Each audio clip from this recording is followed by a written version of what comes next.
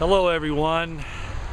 Well, I thought I'd make this video a quick runner-up to the reload of the resolution of a former idealist, because I've had a lot of questions from people, and I think that it's necessary that I answer them at this point. And then we'll get along with some of the other issues that are happening at the moment. Pardon the sunglasses, I'm looking right into the sun. Been out at the golf course again, had a lot of time to think and stretch out, and still not on par. That's going to take a lot of work. My swing is getting better though, for those of you who have helped me and given me some advice.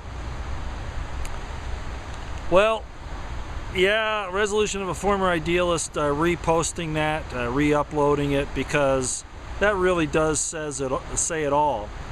I suppose it sounds a little pessimistic, but I don't want to give anybody some reason to not prepare.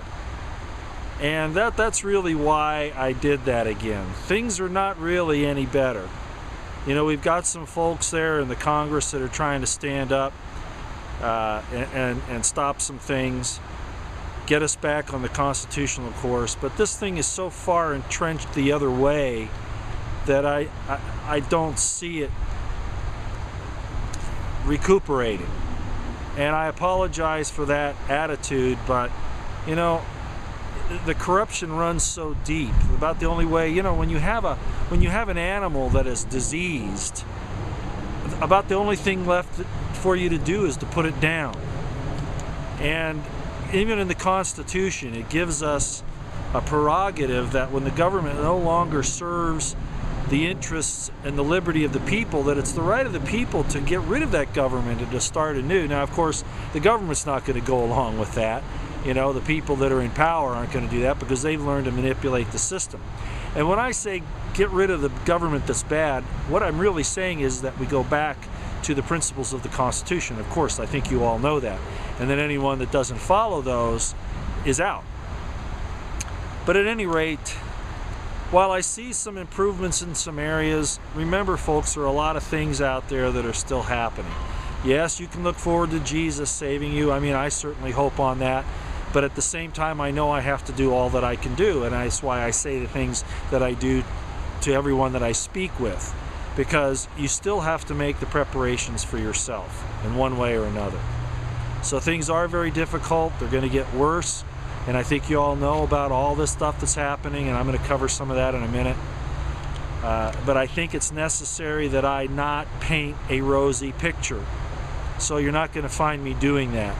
There are too many danger signs. It's like being in the jungle. You know, you can't even see everything that's dangerous around you. And again, it's not to be pessimistic or alarmist. It's just the fact of the matter. So make preparations. You know, that's always been my mantra, really. Prepare for the worst that can possibly happen, and let's hope that it doesn't. I won't say any more about that, but I wanted to bring it up. Okay, a lot of things happening. First and foremost, I wanted to bring this thing up with Stewart Rhodes and Oath Keepers. You know, they're starting an A-team, civilian A-team kind of organization. I don't remember the exact name of it now, and pardon me, guys of Oath Keepers, that I've forgotten that. One of the things about being on the golf course, you know. But the idea of having a civilian team offering itself, you know, getting the militias, the true militias started, not the National Guard, not militias that are just of a group of people who want to do it, but state-sponsored and regulated militias. You know, in other words, people with their private arms that train to help their communities in case of a disaster or in case of an invasion, you know, whatever, those types of things. They bring their own private arms to assist the local sheriff or whomever to repel those difficulties, those criminals, be they governmental or, you know, the standard criminal. So I saw that on Oath Keepers, and not that my endorsement means much, but that is so right track. That is, I don't mean right wing, I mean it is on the right track. That's exactly right. And so I'm really happy to see that going on.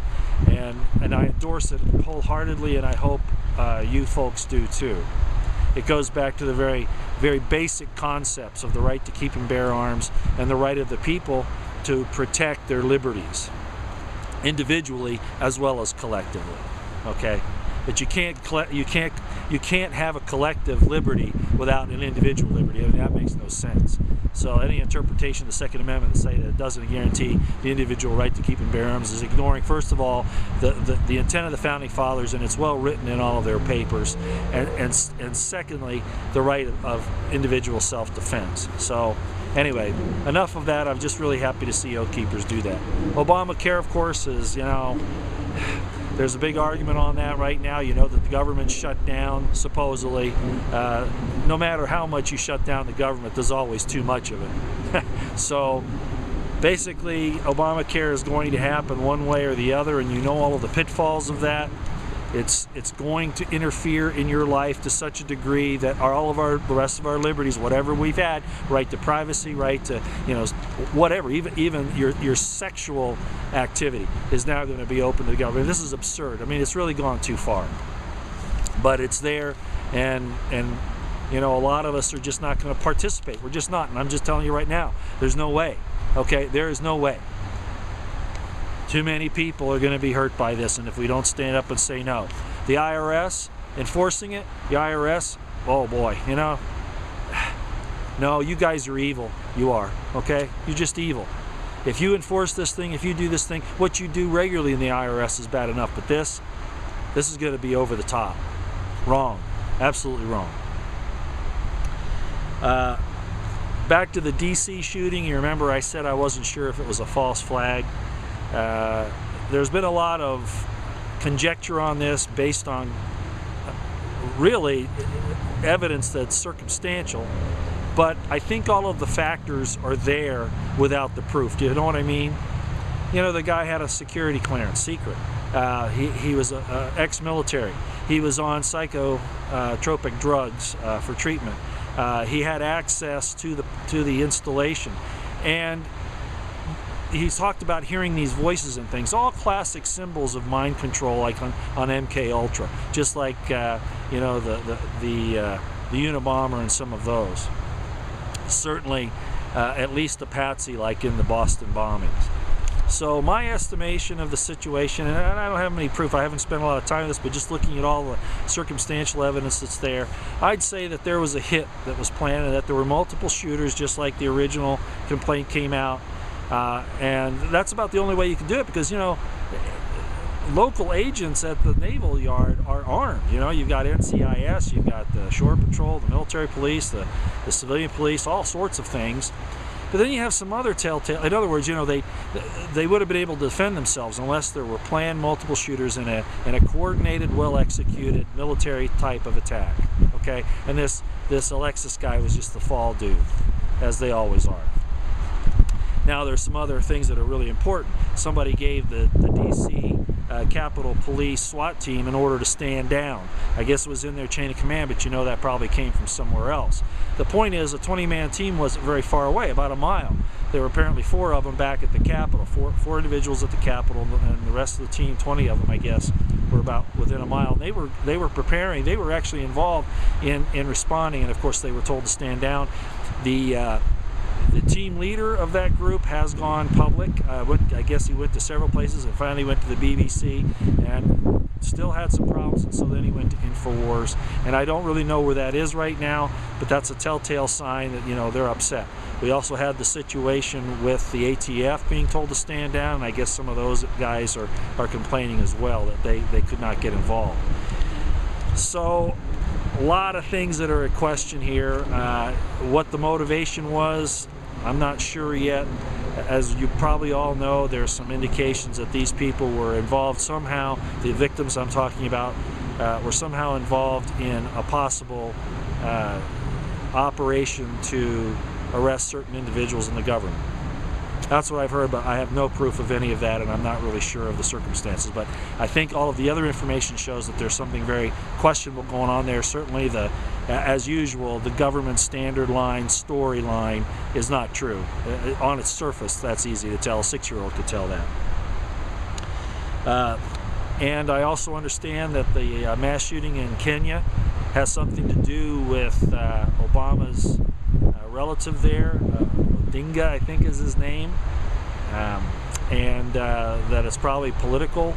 You know, these shootings are designed to cause stabilization problems, prove that the government can't protect you, and also, of course, give Al-Qaeda and its affiliates a chance. It's like I talked about junkyard dogs before.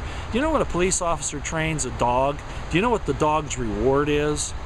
To bite something. Usually, you know, somebody in a protective suit, or a criminal that they let the dog go on. The reward is the bite. Seems like to me they're treating Al-Qaeda like that kind of a dog. The reward is they get to do mayhem and murder. It's pretty obvious to me. But anyway, apparently the Kenyan government knew something was coming down.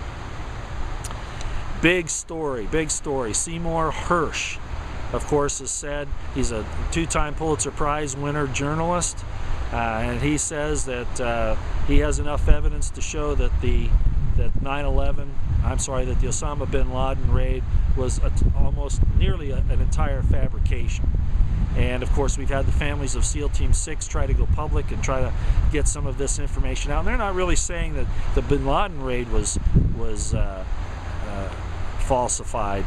Some of them might be. I haven't heard anything lately, but certainly the demise, the deaths of all of those SEAL Team 6 members and other service members in that helicopter in Afghanistan. So at any rate, Mr. Hersh says that yes, there is evidence to suggest that, not just to suggest, but to prove that the Osama bin Laden raid was an entire fabrication and a lie.